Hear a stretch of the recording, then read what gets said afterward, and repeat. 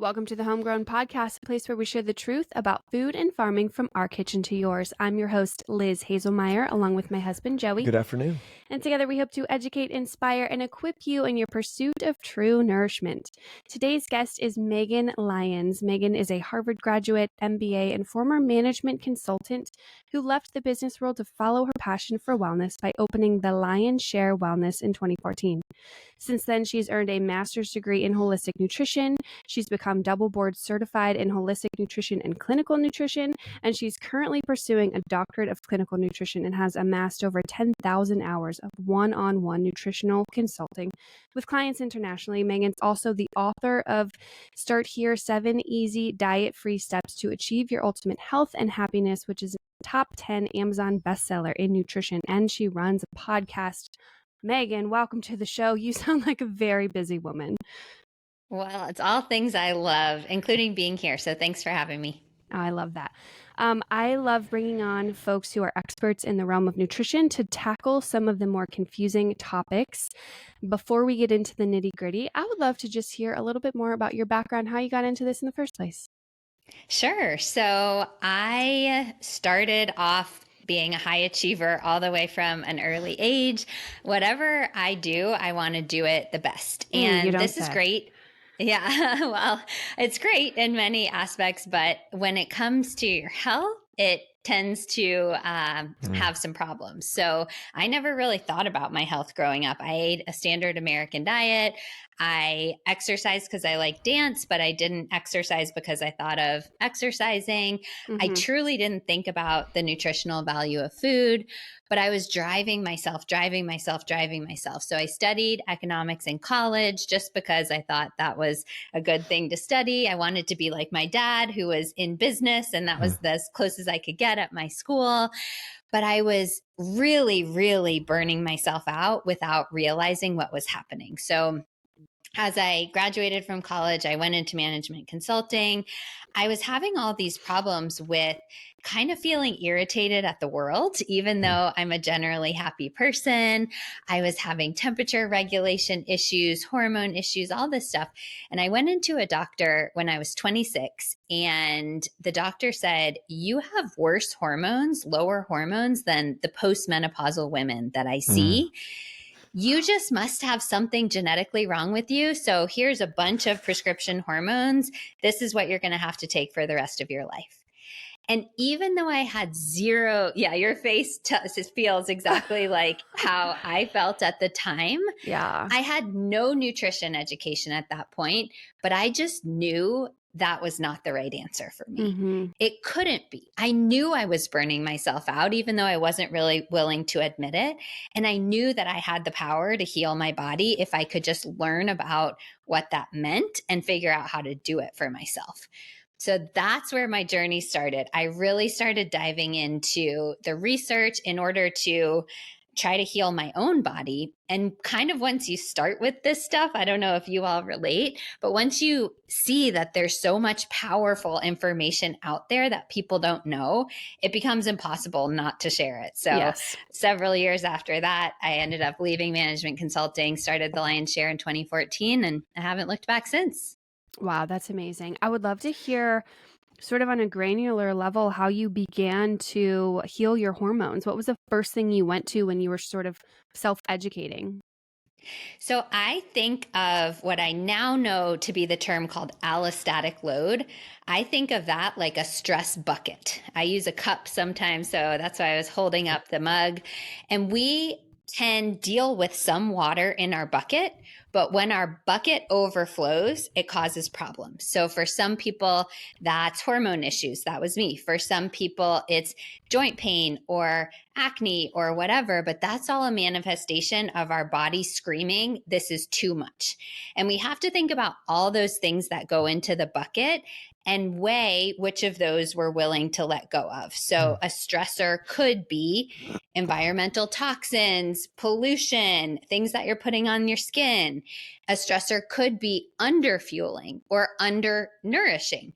I was doing both in my case, where I wasn't getting actually enough food, but I definitely wasn't getting enough nutritious food. I was eating protein bars and whatever was available that was quick. So under nourishing your body is a stressor.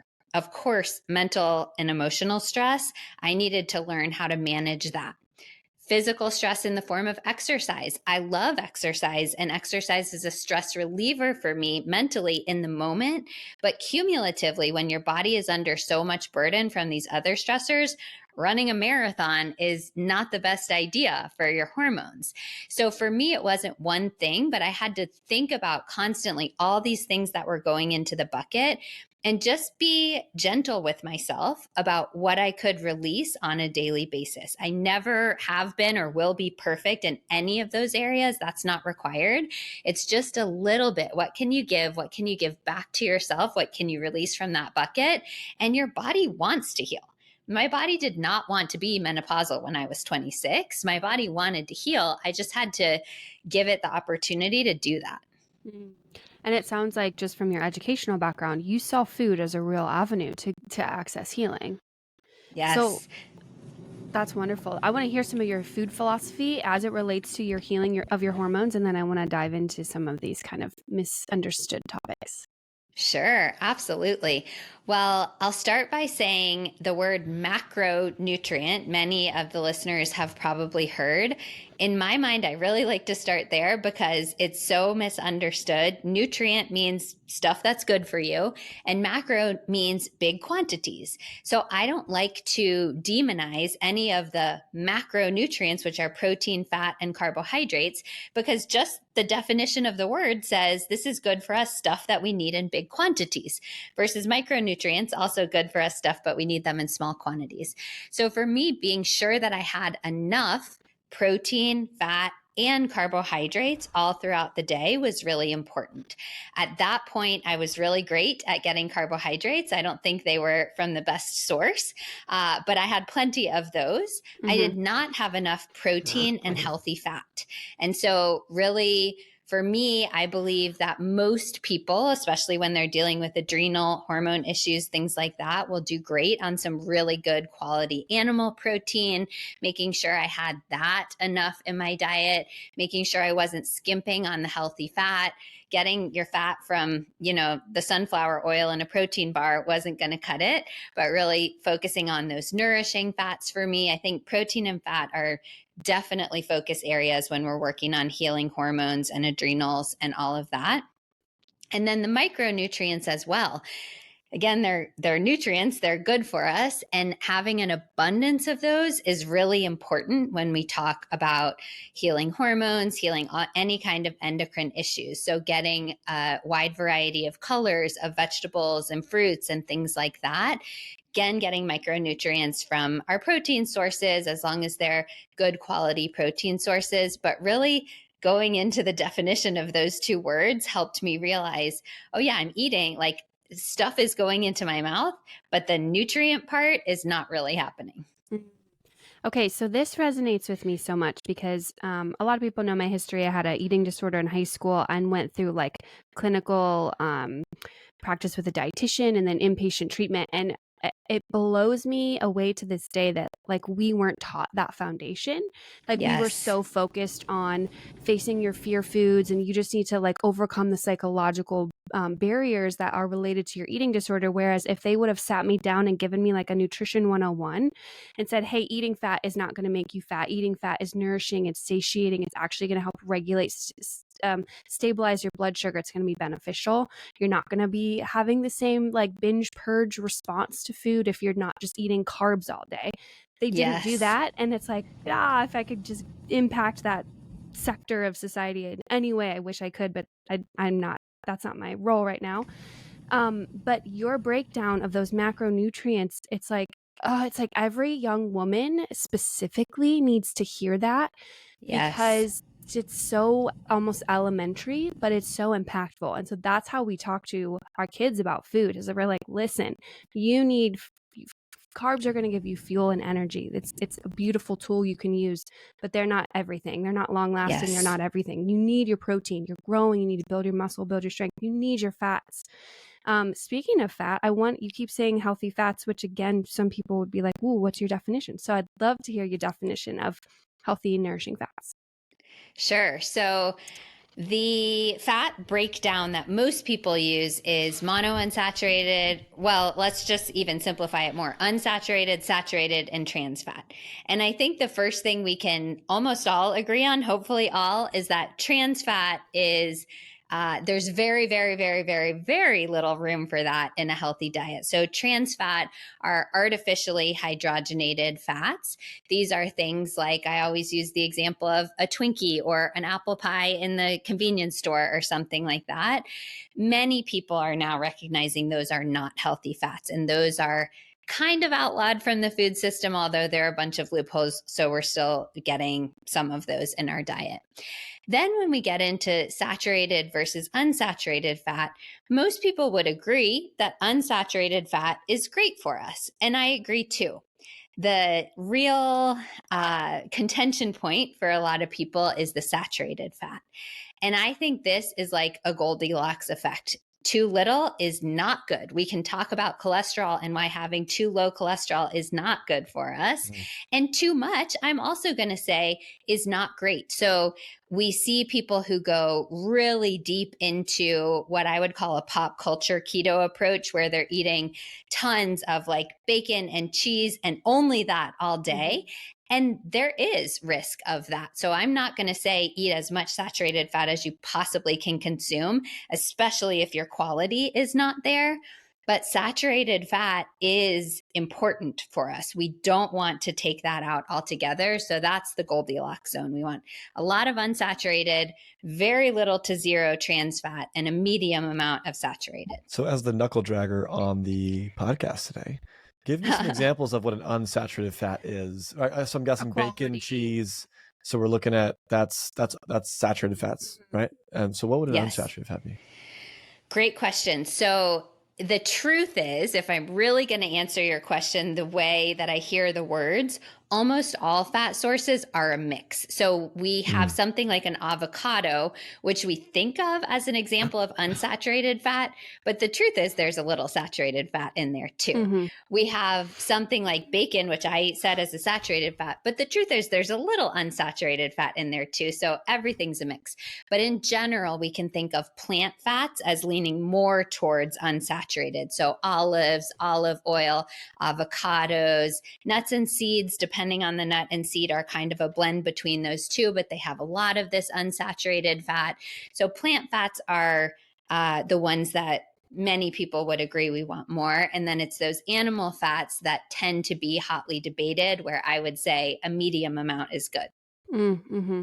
Yeah. And so what has happened and what I've seen is that we had such an intense, almost like visceral response to, and I think there's reasons why. Even reading the Crisco story, I think what we tackled on a previous podcast episode, but there's big societal shifts as to why our population and even our regulatory agencies have really honed in on saturated fat and kind of demonized it, leaving a lot of people to say, okay, well then what do I eat? And then it seems like industry's answer was like, hey, here's this hyper processed, oxidized, polyunsaturated fatty acid profile within canola, grapeseed, corn, soy, oil, vegetable oil. I say that in quotation marks.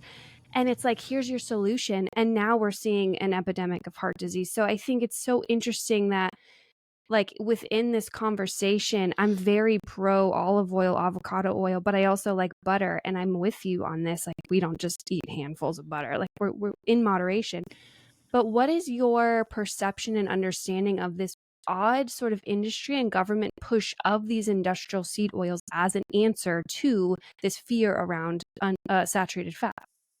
That's such an amazing question. Thank you for helping me dive deeper into the answer, because I realize part of my answer is going to say they oversimplified it, and I just did in my previous answer. So this is great. We'll get into the nitty gritty here.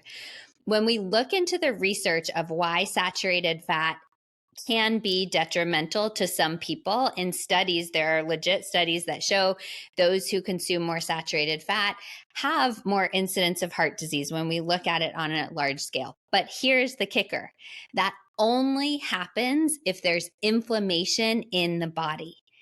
Inflammation is the root of the evil. The Saturated fat is just a bystander that kind of makes the problem worse if there's already an abundance of inflammation. So that's why I say when we're focusing on those animal fats, we really need to focus on quality, because a fast food hamburger of red meat causes inflammation and has saturated fat. And that is what I worry. Well, not only I worry, what is true will lead people to higher risk of cardiovascular disease. But a grass-fed piece of red meat that hasn't been exposed to antibiotics, hormones, etc., has been really well raised, that won't cause the inflammation. It does have saturated fat, but the fatty acid profile is completely different. That, when we look into the smaller studies that actually isolate the quality, that causes no issue at all.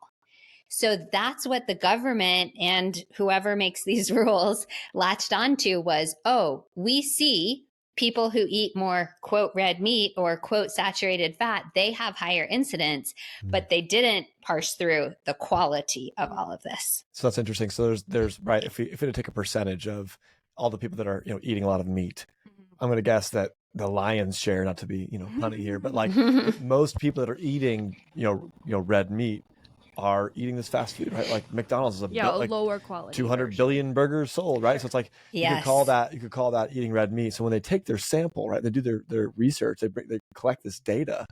They're kind of just presenting the data, right? Yeah. And they're not digging into the nuance of, man, if you're eating meat, can it be valuable and can it be harmful?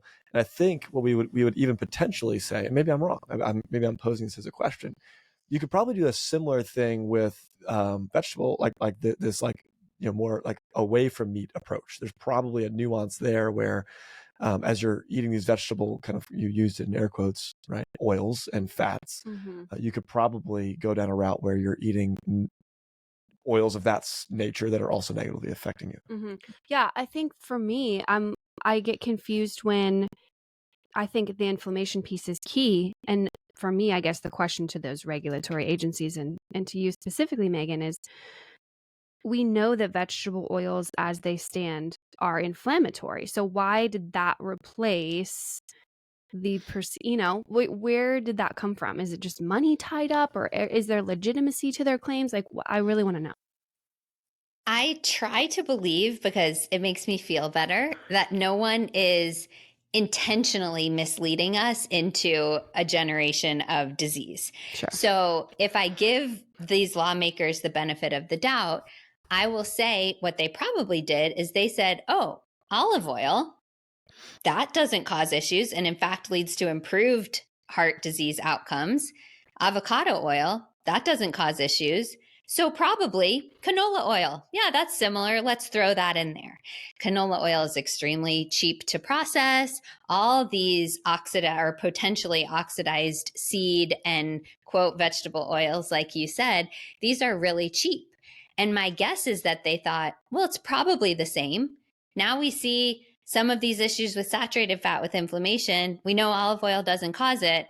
Let's throw the other vegetable oils into that same bucket and let's cross our fingers and hope for the best. And clearly, when it comes to people's health, crossing our fingers and not relying on the data is not the best outcome.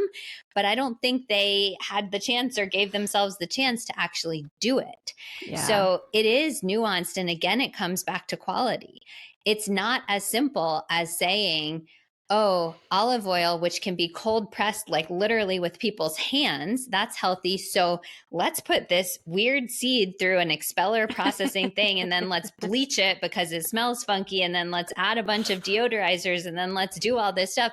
That must be healthy too. Yeah. It's just not that simple or that idealistic as they want it to be.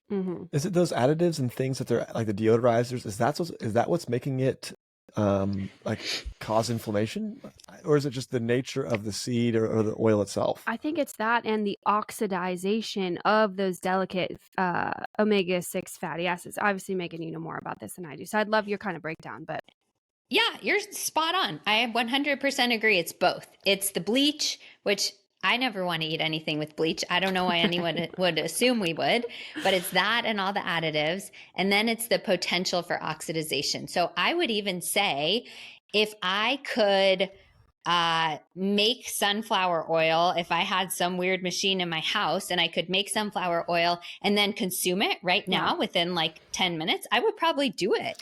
I don't think it's the oil itself that's bad. It's the process of manufacturing and all this industrialized stuff that they have to do it. And the fact that these oils are so delicate and they're exposed to sunlight and they're exposed to whatever, the oxidization, as Liz said, that's what causes inflammation in our body. Mm-hmm. That's so fascinating. So one quick tidbit, Megan, is that I went to culinary school before I went to business school. And so I worked in a number of restaurants and when Elizabeth and I got married, I mean, canola oil was like my go-to because that's what we used, right, in every kitchen ever. Yeah. And if it wasn't just canola oil, oftentimes you would take, and this has got to be still happening. And it's been a while since I've been in the kitchen, but anyways, you would do a 50-50 blend, right? And so a lot of kitchens are doing 50% olive oil, 50% canola oil. And the purpose of that is to increase the smoke point of the olive oil so that when you throw it into a hot pan, people are probably tracking with me. The server will still probably tell you it's cooked in olive oil. 100%. Because they probably don't even know. And when we got married, and we're cooking. I mean, I made a lot more decisions in the kitchen, just from like I knew way more about food than Elizabeth did early on.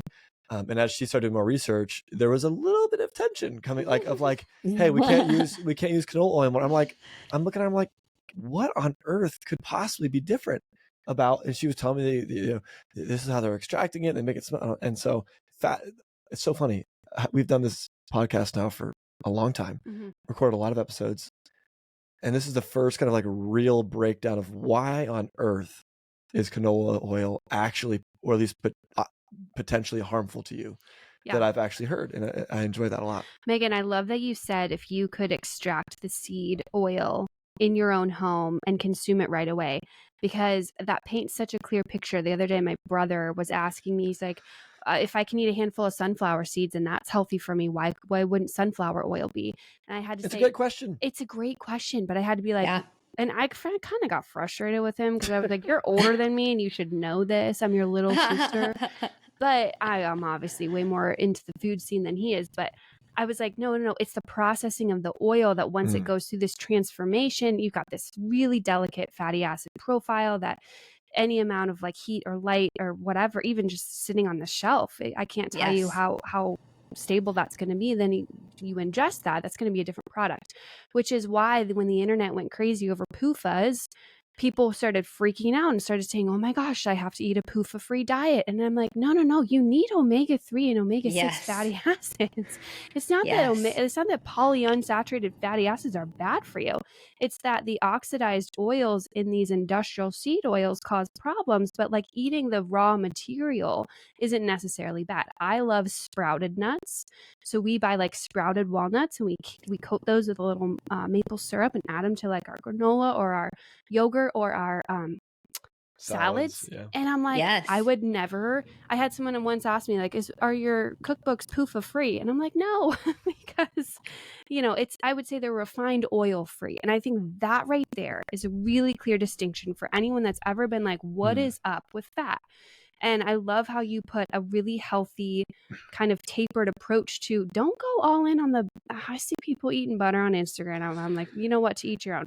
But don't go all in on the saturated fat and don't expect you to have some repercussions. You don't even know that your body can metabolize that properly, you know? And then, love olive oil.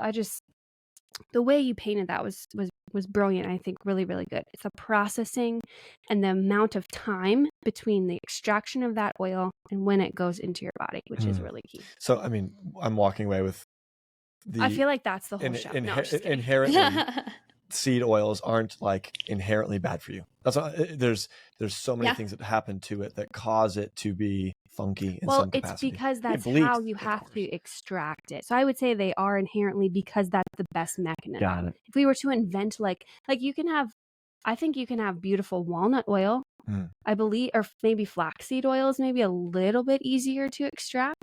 But like we weren't meant to like squeeze the rapeseed seed to get an oil or like the cotton seed. That wasn't like, it wasn't a food product that we were meant to consume. It was like, hey, we have a byproduct from the textile industry and let's whip it up and make Crisco and call it a day and convince people that lard is bad for them. So that's kind of the jam of that. Anyways, I love your philosophy on fats, Megan. I'd love to also hear about the cholesterol, because this is also a really interesting topic. So can you, first of all, define what cholesterol is and where it's maybe made or consumed in the body? Because I think even those are two different things. And then how our approach to cholesterol should be viewed. Yes, absolutely. So I like to use an analogy of fire people in order to explain cholesterol and why it's been demonized and kind of what it's doing in the body.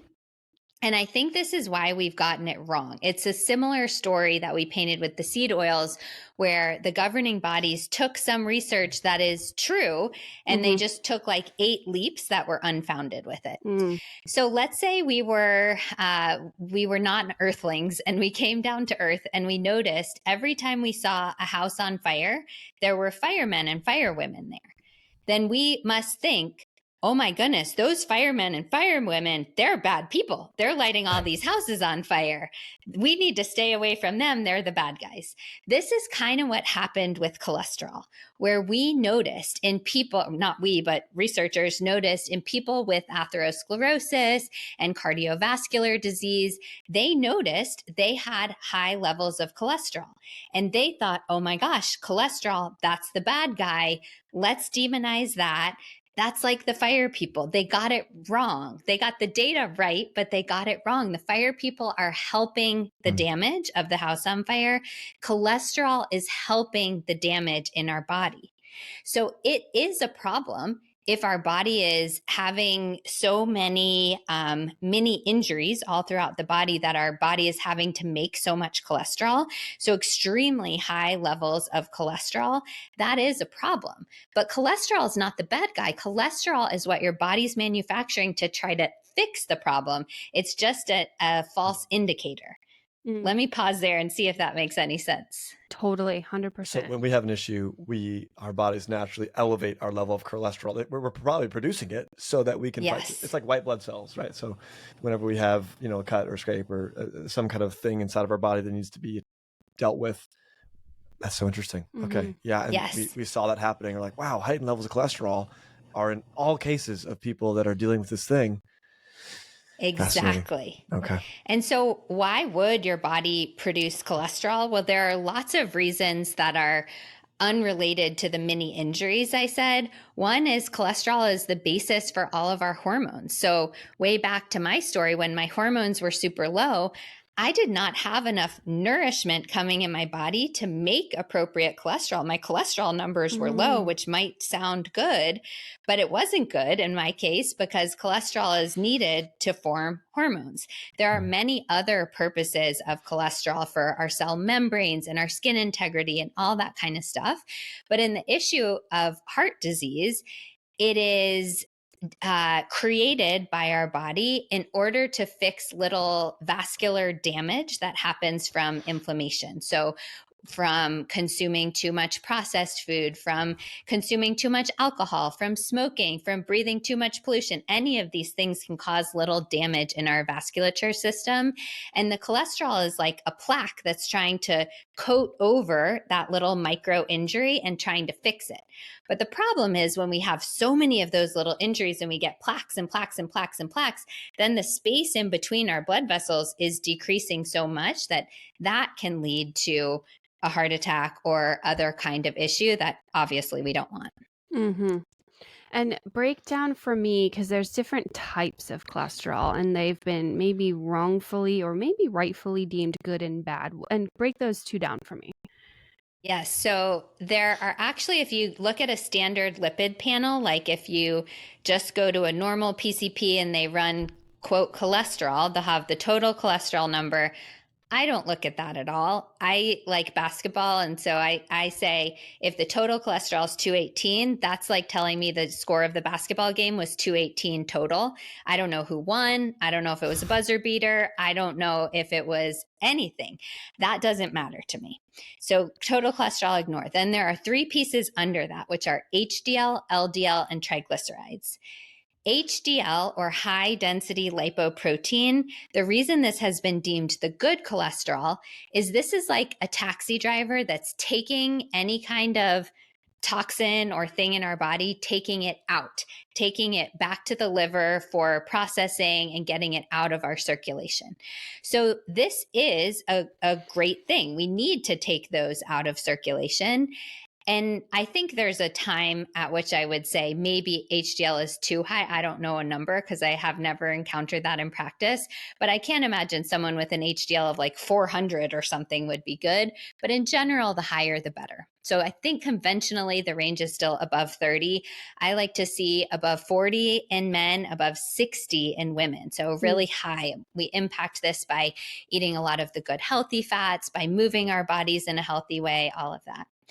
And then there's LDL, which is low density lipoprotein. And these are kind of the reverse of HDL. So this is going in the opposite direction as it relates to liver processing. And so this indicates that there's a lot more problem. We're having to churn out a lot more of these fixers if we have high LDL. So there's a problem in there.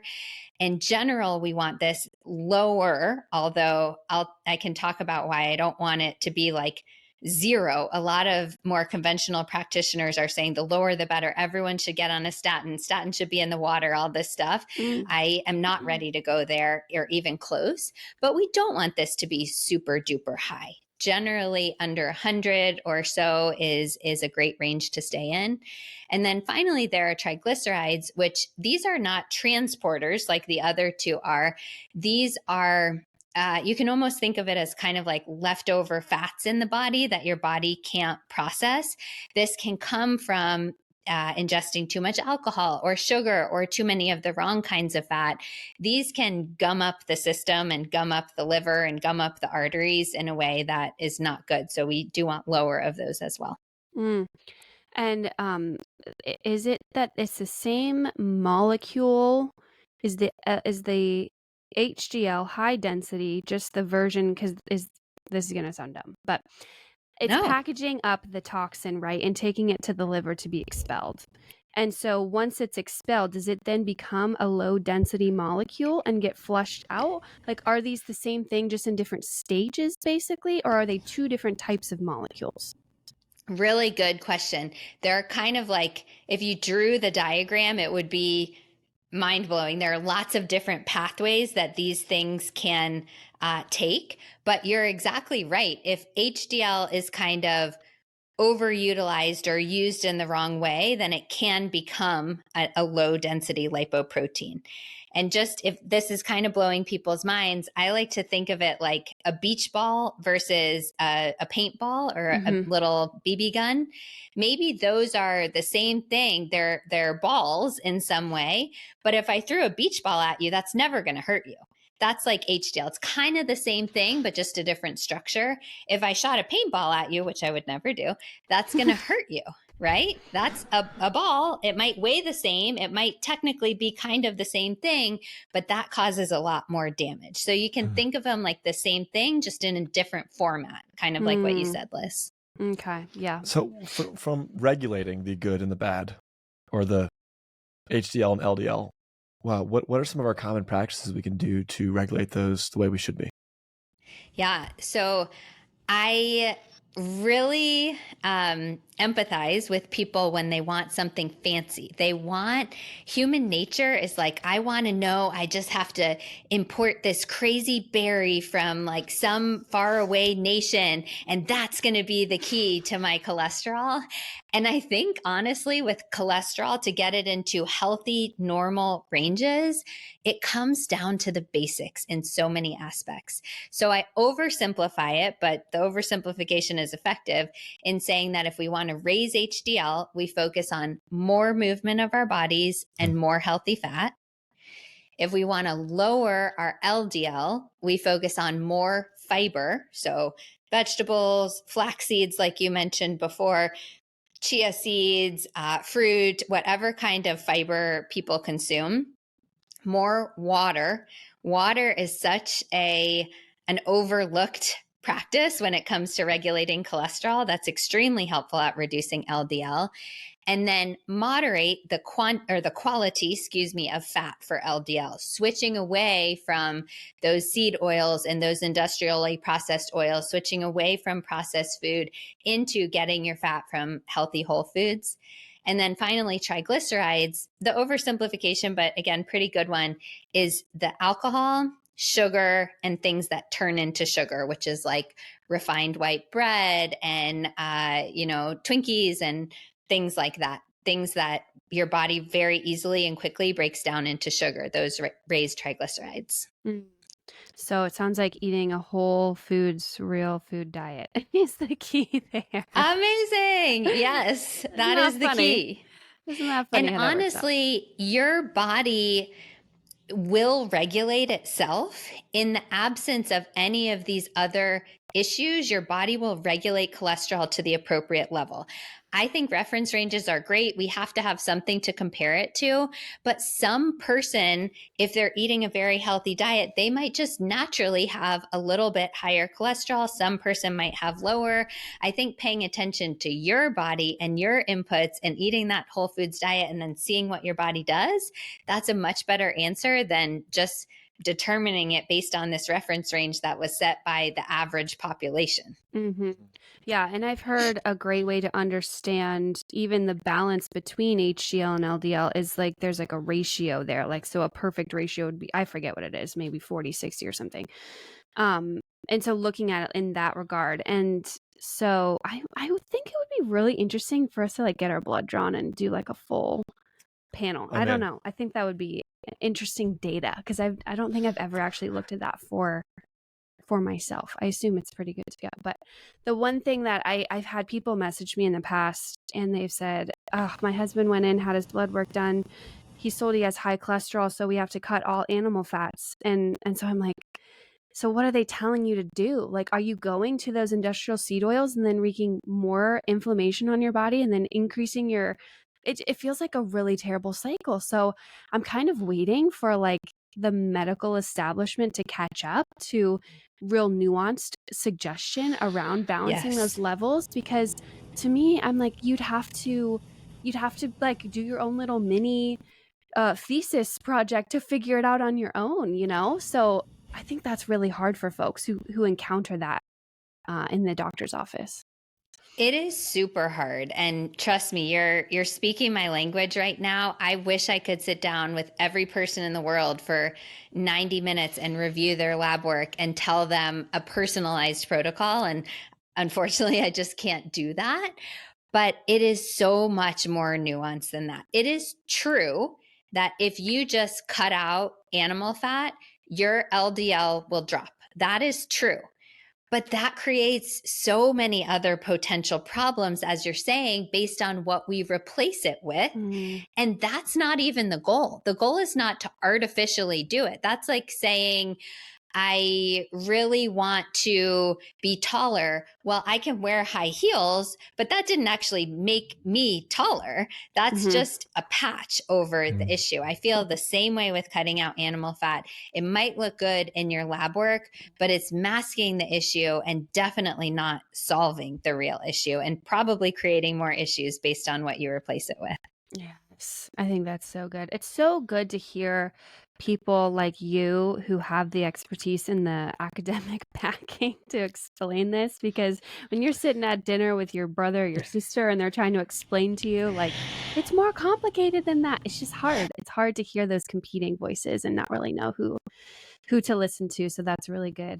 Another thing I think people like to artificially lower by cutting out certain food groups is blood sugar. And for me, my blood sugar journey was, I didn't really think about it. And I think it played a huge role in sort of my bad relationship as a teen. And then this year I started to learn a lot about blood sugar and glucose regulation. I wore a CGM for 8 weeks straight and just got so much data on my body. And so I'd love for you to kind of give us your overview of blood sugar and blood sugar regulation and why that is, again, so important for us to understand. Yes, amazing. So I'd love to start by telling people, just like you said, what blood sugar actually is, because I bet if I polled the average person walking down the street, they would say, oh, we should have our blood sugar be 0. And that's not true. You're going to be dead. So we don't want that. Blood sugar is essential for life. We just want to mitigate the huge swings of blood sugar. So when I eat carbohydrates of any kind, whether it's celery or it's a cupcake, my body's going to break that down, the carbohydrates, into little sugar molecules. And so the sugar molecules then pass through my intestinal lining, they go into the bloodstream. And that is where we want to keep just a little bit of sugar. So the ranges that people might see might be 70 to 110 or something like that, depending on which reference range you're looking at. That sugar in the blood, that gives us energy, that powers our brain, that does all kinds of great stuff. But what happens if and let me add one more step before I go to the cupcake. I have a hormone called insulin. We all do, except those of us who are type 1 diabetic, like my sister and other family members. Our pancreas churns out a hormone called insulin. And I like to think of insulin like a Pac-Man. So it goes around and it grabs those sugar molecules and it puts it into the cell. And that's where we use it for energy, all of that kind of stuff. That's great. So we want to moderate that amount of sugar that's actually in our blood and put more of it into our cells. But what happens if I eat cotton candy? I go to the Texas State Fair, which is the craziest place ever for nutrition. I don't recommend it, but fun for many other reasons. I eat some cotton candy. That is so much sugar in my bloodstream all of a sudden that my insulin, that my Pac-Mans, they can't even keep up with it. They're trying to do their job. They're trying to grab the sugar and put it in the cells, but they're just like overwhelmed. There's too much work. If that happens to me one time, that's okay. I can recover. The Pac-Mans will eventually catch up. But if I'm eating cotton candy or something else like that, day after day, hour after hour, my Pac-Mans eventually get so burned out. They've been overworked and they've been flooded by all these sugar molecules that they're like, forget it. I need to take a break. And that's when we start having insulin resistance. That's a term that many people these days are starting to hear because it's increasing in prevalence and awareness. And so when we get insulin resistant, then we're eating sugar and carbohydrates and our Pac-Mans are no longer doing the job. Our blood sugar elevates and elevates and elevates. And this turns into diabetes and eventually non-alcoholic fatty liver disease and things like that. So obviously, for chronic disease reasons, we don't want to overload our Pac-Mans by eating too much sugar day after day. But if you want, I'll stop there. But if you want, we can move on to how that would impact us on a daily basis, even if we're not eating cotton candy every day. Yeah, I think for me, it was like the realization that even within the framework of a pretty real food, nourishing diet, I would get spiked. So I kind of leveled out at like 83 was like kind of my just go-to milligram per deciliter, just blood sugar reading at all times. And, something as simple as like eating an orange with zero other food before it. Yeah, food around it or food before it could spike me maybe 50 milligrams per deciliter. And so I was like, oh, interesting. Something whole and natural and healthy as a piece of fruit eaten on its own would do something to me. I noticed even a coffee with a teaspoon of maple syrup would also give me quite a significant spike. Whereas I learned that I could eat carbohydrates in a broader context in a more responsible way and mitigate those spikes and in turn balance my energy level. So this doesn't bode well for the people that want to start their day off with a fruit smoothie. No, it does not. Is what I'm hearing. And so before we move on, because what you'd mentioned, Megan, I definitely want to get into, but just curious, you mentioned cotton candy. This can absolutely, right? I mean, that's like, I feel like the epitome, unbelievable. I mean, the Pac-Man definition, I feel like a genius because I understand it so well based off your articulations, which I'm thankful for that because I need it. Good.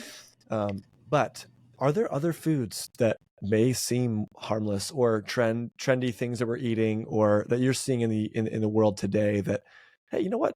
Just be aware. We don't want to demonize any food. We're not trying to scare anybody here, but just what is it, Megan, that when you meet with people and you talk to them or you test their blood work and you see what they're eating, that might be a common misunderstanding of a healthy food that isn't going to spike our blood sugar?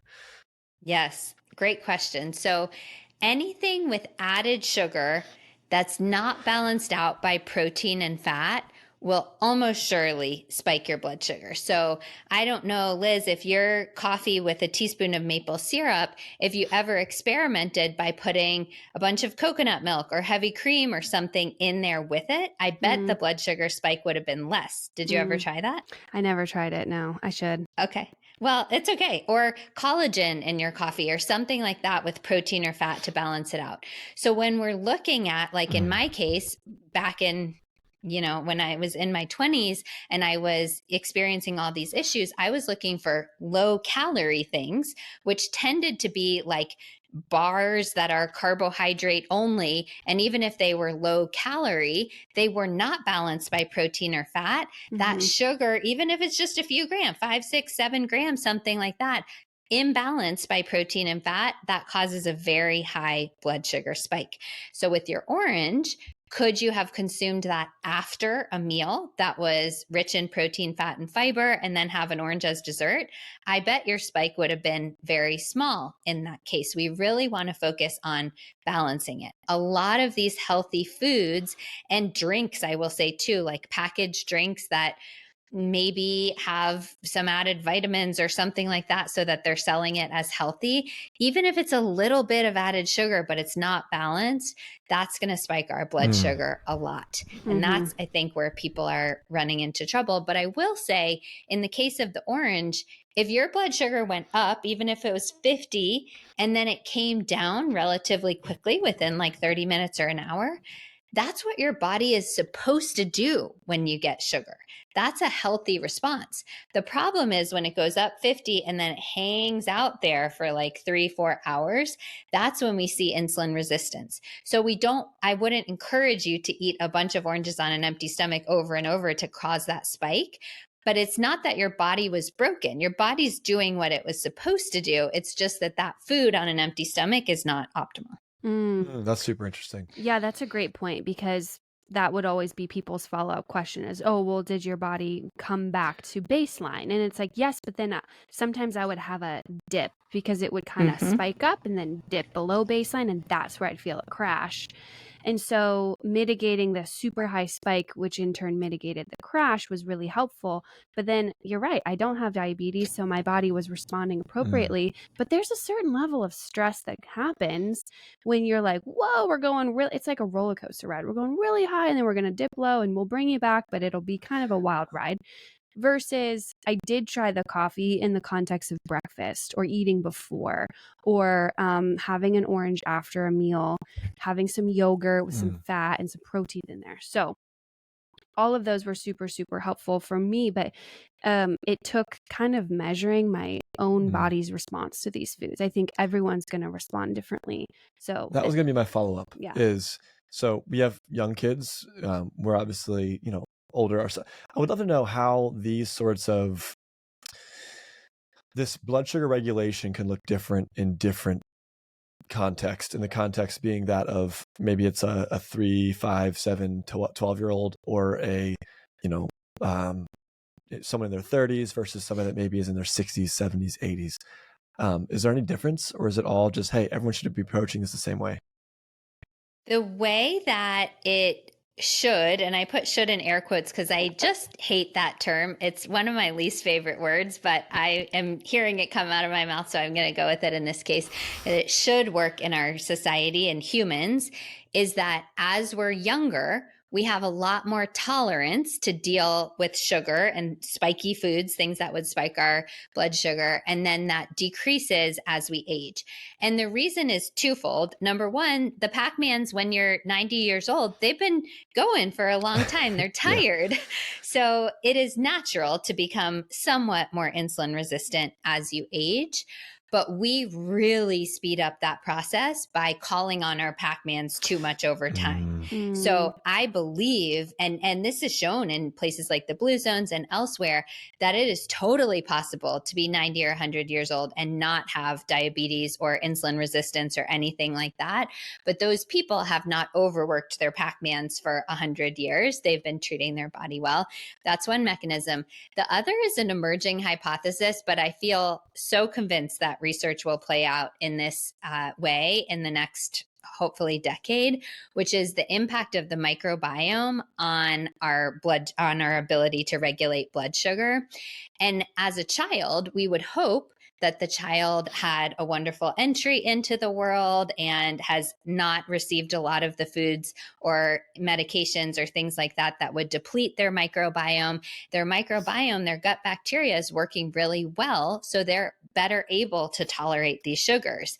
And then, just like I said, it's possible with the blue zones and other places not to do this, but many of us deplete our gut microbiome as we get older, and that makes us less able to manage those blood sugar spikes. I was thinking that you might answer it that way. Of course, I don't know anything, so I was going to let you answer it. Yes, you do. And then I was going to react. However, I just remember as a kid, right? Halloween. And we don't really do a whole lot of Halloween candy situation here anymore for our kids, but I did as a kid, and I would eat just absurd amounts of candy. Or like in your teens, the Mountain Dew. Or like in like the soda, right? So like the 80s and 90s and early 2000s, soda was just like, I mean, there would be days I remember going where I wouldn't pick up a glass of water. I mean, I remember that. I just remember that. And I think there's a lot of people, and there's probably still people today that's the reality, right? And I know people that wake up and I don't drink coffee. I do, iced tea, or I do, or sweet tea, or I'm doing, a soda or whatever. And I just have to imagine exactly what you're saying, man. This is causing people to become more and more resistant to insulin earlier than they ever should have been. And it's also something that, man, I think it's just a healthy reminder to be aware that as you kind of get a little bit older and you've been eating, food in America for a long time, yet you're not living in, some remote country, and then, you're in Asia, right? That, wow, being more aware, and then looking at your kids. And I mean, I will sometimes try to regulate my kids. I think maybe this is where I've made a mistake. I sometimes try to regulate my kids like I regulate myself. And I don't know, they're set up differently than I am. And I get really anxious about that sometimes. I think too, so I'd be interested to wear the CGM now because I feel like I've put on some muscle, but our kids, their muscle to fat ratio is probably much healthier than the average adult. And we have all of our children are quite lean. And they just run around all day. Yeah. And so I know muscle plays a huge role in your ability to store and use the glucose that's circulating in your body. So that's got to be part of it. And I'm also kind of like, that gives me encouragement if I am an adult who is struggling with regulating my blood sugar. There are things I can do aside from just eating. I can put on some muscle. And so this is going to kind of lead me to my, I want to keep going on the blood sugar, but after that, I want to hop to protein because that's always a misunderstood piece of this. So yeah, what else on blood sugar can we dial down into?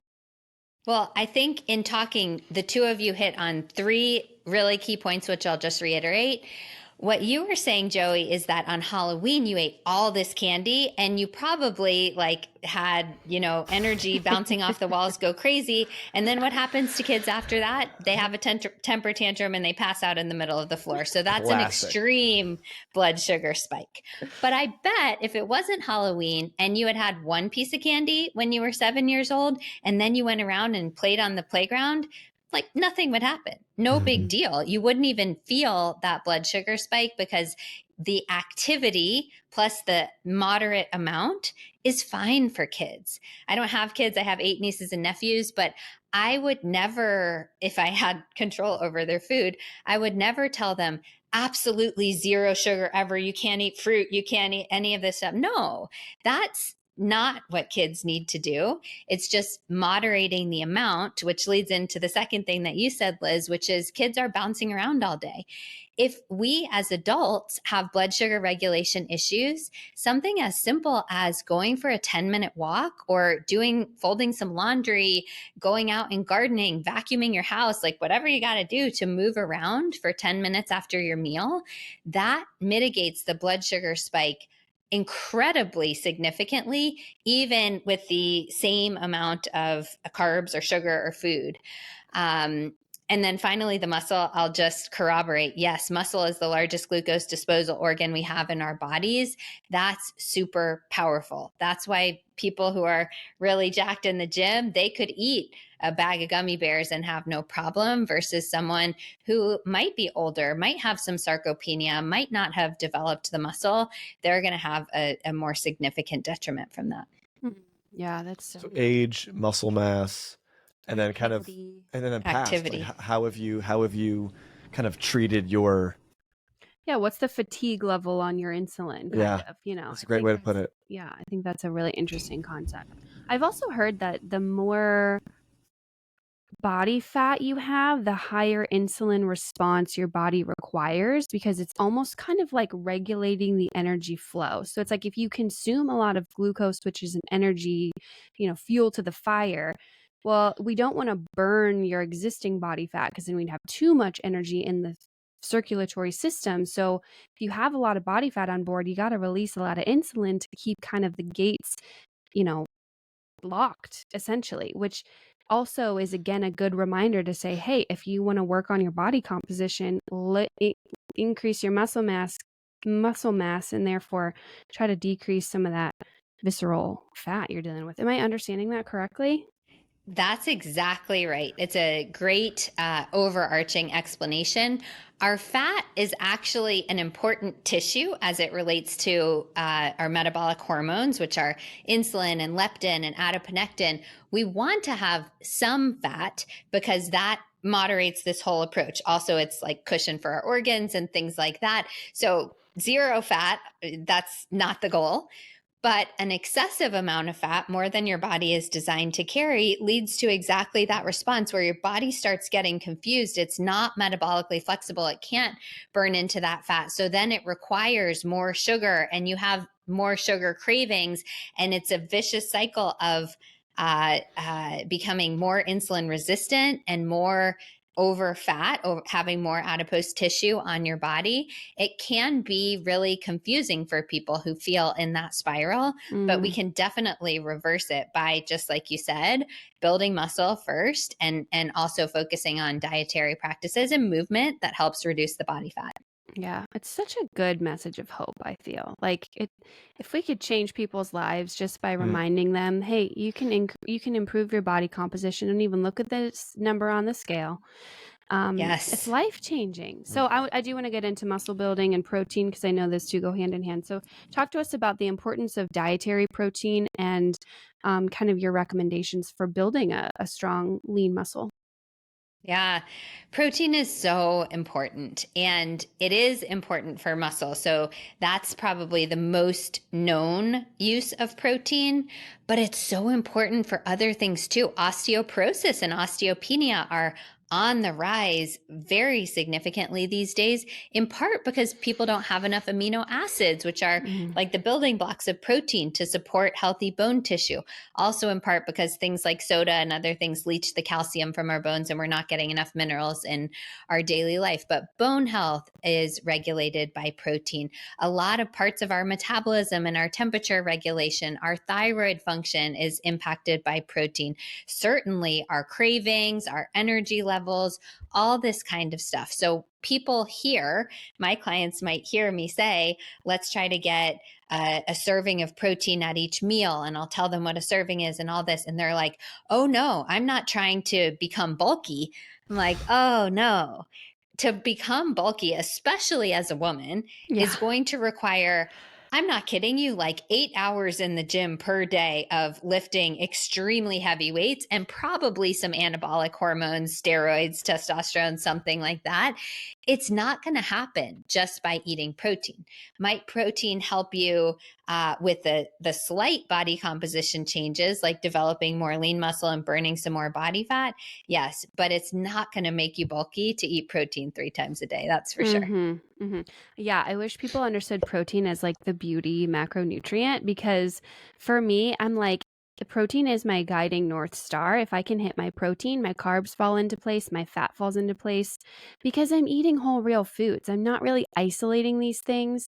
If I'm eating Yes. protein in the form of animal fat, there's going to be, or sorry, animal foods, there's going to be a little fat on there, but Yep. I'm not overindulging.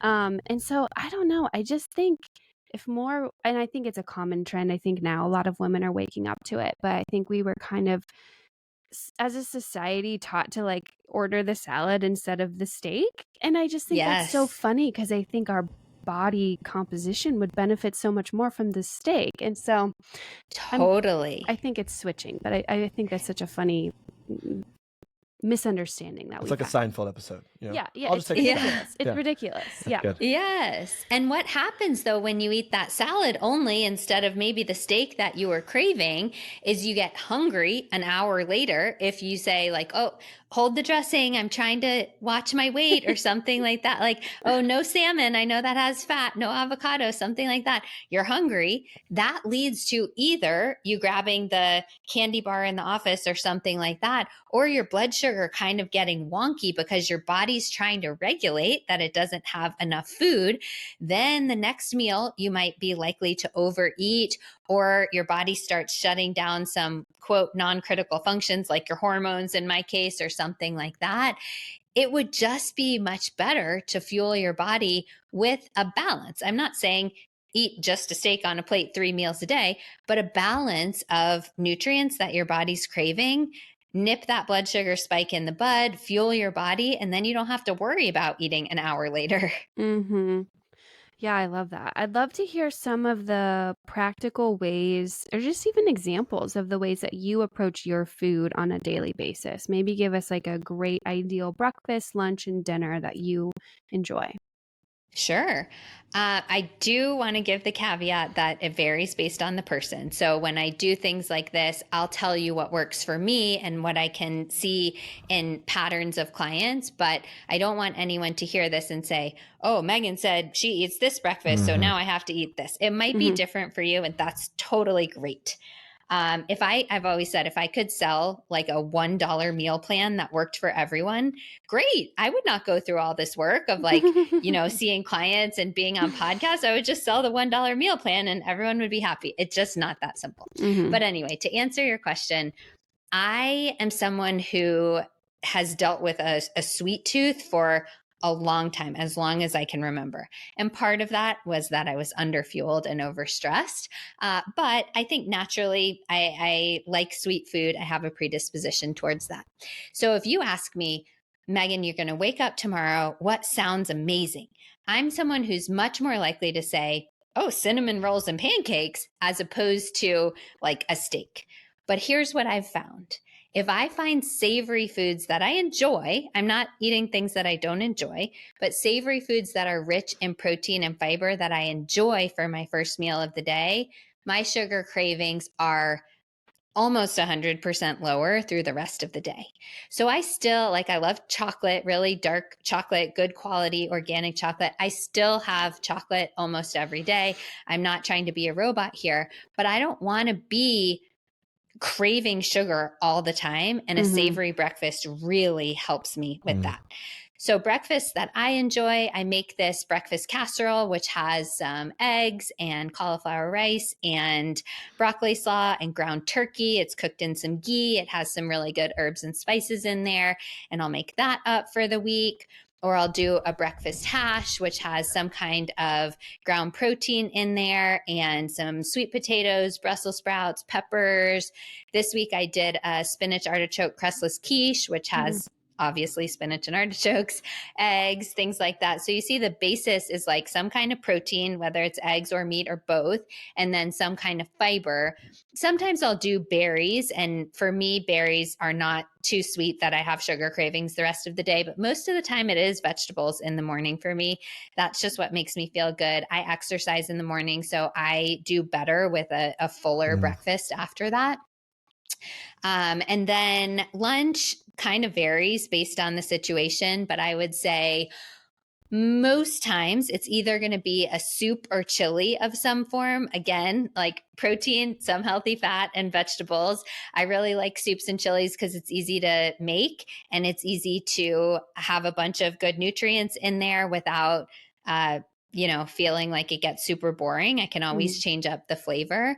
Sometimes it's a salad, but if it's a salad, which I genuinely enjoy salads, it's not the salad that I used to make, which was like iceberg lettuce with 2 cherry tomatoes and no dressing.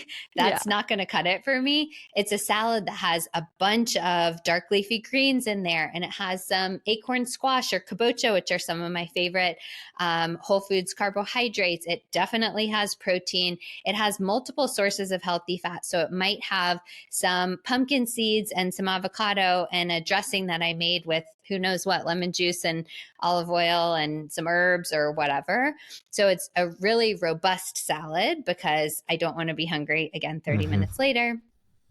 And then dinners, I mean, I don't get bored, so I would be happy eating the same thing all the time, but I try to vary it based on the seasons, based on just like giving my body exposure to other nutrients. So last week I made a spaghetti squash lasagna, which had like a cauliflower cream sauce in there and some ground protein as well. I might make sometimes it's as simple as like a salmon fillet with a couple types of roasted vegetables and some avocado or something like that. It really just depends. But you can tell the structure of most of my meals are a bunch of vegetables of various kinds, definitely some protein and some healthy fat to round it out. Yeah, I'm hungry thinking about it. I was going to say, holy that breakfast casserole sounds like it hits. I know. We should do that. Yeah, that sounds outstanding. Do it. It sounds really good. I would love to know, as a professional in the nutrition space, what are some of the if I could give you a moment to like step on your soapbox here or kind of shout from the rooftops, what are some of the things that you wish the average consumer understood about their food and nutrition? Oh, that's such a great question. I could probably go for 3 hours. But if I had to say one message that I would shout from my soapbox, it's in a loving way to everyone, stop looking for the miracle answer. I know that it's human nature to find that perfect dietary pattern that's going to solve all your problems and fix your hormones and give you a 6-pack and all this stuff, or you just haven't tried the right supplement, or you just haven't tried the right timing or anything like that. There's just not a magic answer. And I don't think there will be in my lifetime. I don't think there will be ever, even as technology advances. It's got to be back to whole food. We did not have these issues 200 years ago, 100 years ago, arguably even 60 years ago. We didn't have these issues. Yes, people got sick, and unfortunately, that's what humans do. Food cannot solve every single one of our problems, but food can solve a whole lot of our problems if we stop looking for the fancy things and just listen to our body and get back to the basics. I love that.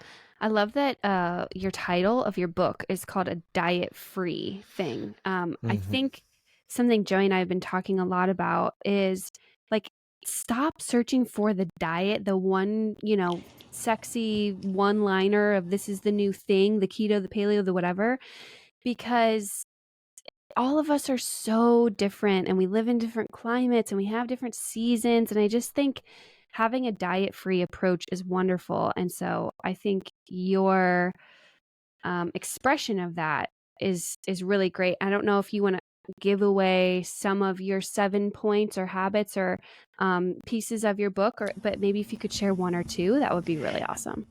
Of course, I will. Let me preempt it by saying, if I called it the lion's share diet that will solve all your problems, the book would have sold 100 times more than it did. And I am not willing to do that. So it was written with utmost integrity. But to your point, it is not as sexy to have the diet-free approach. I just believe at my core that that's the answer. So if people read the chapter titles of the book, they would say, oh yeah, I know most, if not all of those things. There's one whole entire chapter that talks about drinking water, which everyone listening to this podcast knows is healthy. But I would tell you 80% of the clients that come into my office, they're not actually drinking water. They don't know the difference between tap water and vitamin water and soda that has water and spring water and mineral water and all this stuff. They don't know how to actually hydrate themselves. They don't know how much to drink. And even if they do, they're not drinking that. So there are some of those basics: water, vegetables, there's macronutrient balance in there, things like that. And then there are things like self-talk, which I think is a hugely important component of nutrition. And at the beginning, I kind of stayed away from some of this more woo-woo stuff because people just want to know, like, how much iron is in broccoli or something like that. But the way we talk to ourselves really matters for the way we metabolize food, the way we balance our stress hormones, the way our parasympathetic nervous system, and I'm going like this for anyone who sees it, which is the vagus nerve, which is connection between the brain and the gut. This is incredibly important. There's research that shows if someone eats a meal and they're actively thinking negative thoughts about their body, the way that they metabolize that meal is completely different than if they eat that same meal, same person, same meal, measuring gut metabolites differently. When they're thinking positive thoughts, the outcome of that same meal is actually different. So this stuff like self-talk, stress management, sleep, it really does matter when we're talking about nutrition. I love that. I love that you kind of hit the peripheral topics, because it's not just about the food you eat. It's how you eat it. It's when you eat it. It's the quality of food that you're eating. And those are all the pieces that I think the average, American or industrialized person has a hard time unpacking. Yeah. Because we've been so led astray by a lack of, I'm going to call it, culinary tradition. I think it's hard for a lot of us who feel disconnected. We don't have something, oh, this is what my great grandmother cooked, and then this is what my grandmother and my, and there were some real truths, and I would even say like beautiful dietary elements baked into some of these culinary traditions that we've just lost, unless you exist inside of those still today, which if you do, that's such a beautiful blessing. But I know for myself, I don't. So I'm always kind of grasping at like, oh, what can I glean from that? And how can I marry that with sort of present day scientific evidence and backing, and then understanding how the whole industry works. So I think that's wonderful. I'd kind of as we're kind of wrapping up a little bit here, I'd kind of doggered an idea, and I don't want to take up too much extra time with this because it's kind of random, but fasting. Curious what your thoughts are on the potential benefits and or detriments of fasting. Ooh, great topic. I could go for 2 more hours on this. I won't. Let me try to synthesize it in a short way. Fasting has incredible benefits for autophagy, which is the process of cellular cleanup, like getting rid of the bad cells. Great benefits for digestion, especially for people with kind of chronic digestive issues. Great benefits for blood sugar regulation in some. I'll get to the caveat in a moment. Great benefits for sleep quality if you're cutting your meals a little bit before bed. So there are lots of proven benefits. There's a big caveat, though, that most of the research, I would argue all of the large scale studies on fasting, have been done on men. And women are not small men. Women have a lot of intricacies that make us less able to fast continuously and to the extent that men do. This doesn't mean that women are less weak. I love being a woman. I think women are awesome, but we need to fast differently. And this looks like if you are under a lot of stress, physical stress, emotional stress, all of the stressors that I talked about at the beginning, and you're a woman, or I would say even if you're a man with questionable hormone stability, that is not the right time for you to fast. That's going to be much more stressful on your body than it's worth. If you're at various phases of your cycle, like leading up to your period, that's not the right time for you to fast if you're a woman. If you are, I would say, no matter where you are in the cycle, even if you're not that stressed, an extreme fast, like a 36-hour fast once a week for a woman is just not going to be a good thing unless you're dealing with some very specific chronic conditions. And then for men, really taking that into account, including how much stress you're putting into your body, how much exercise are you doing, how much actual nourishment can you get in your feeding window. I don't really like the term feeding window, but that's what they call it. So I'm going with it.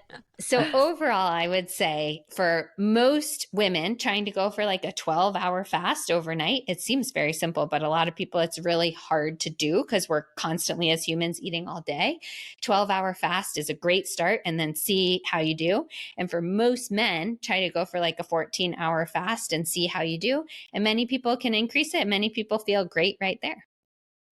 So you're saying it has its benefits. It might be an effective tool to attack specific chronic ailments, but in general, women have other stuff going on that kind of muddy the waters. We've got hormonal stew going on, brewing all times at different levels, right? And so, yeah, that's a common theme. I love that you said women are not just smaller men, because guest after guest after guest on this show has reiterated that same point of there are some physiological differences between men and women. And it's something I used to push back on Joey a lot because he would want to skip his breakfast. And I used to kind of say, hey, you should probably start your day. You're going into a busy office. You have to lead a team. You should eat something. I can't skip breakfast. I feel like trash. And he would be like, I feel pretty great. I'm going to eat a big lunch. But when he got into marathon training, I was like, no, really, you should be eating more food because you're training so much. So I'm curious, in terms of fasting, how do you view fasted workouts versus having a little bit of nourishment before a workout, both for men and for women? Yeah.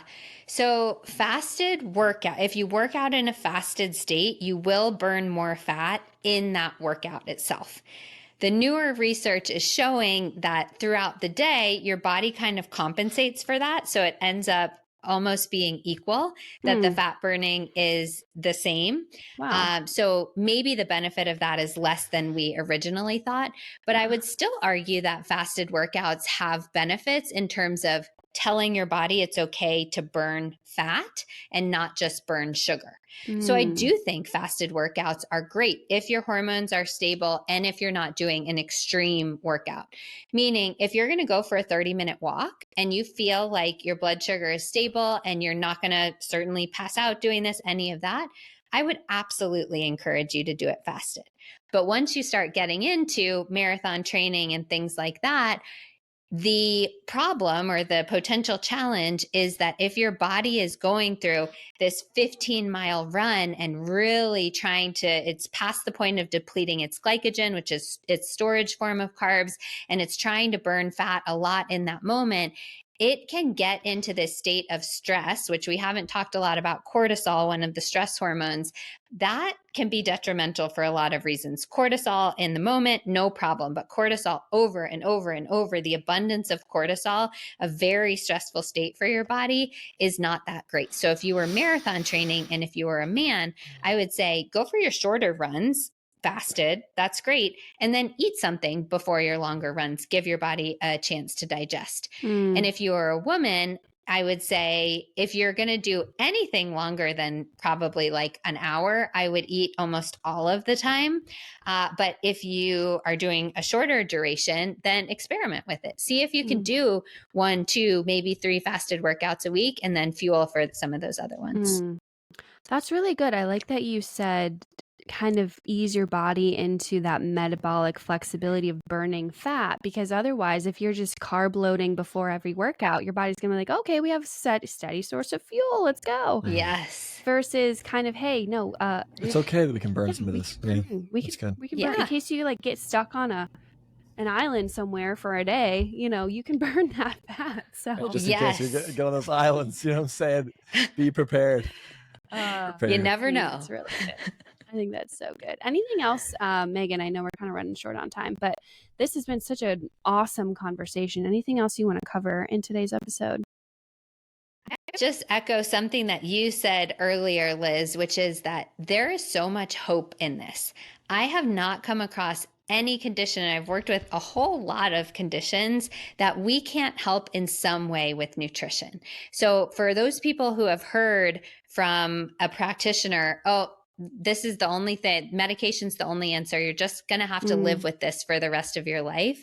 Demand a second opinion. Do the research like I did way back when, or find someone who can help you through.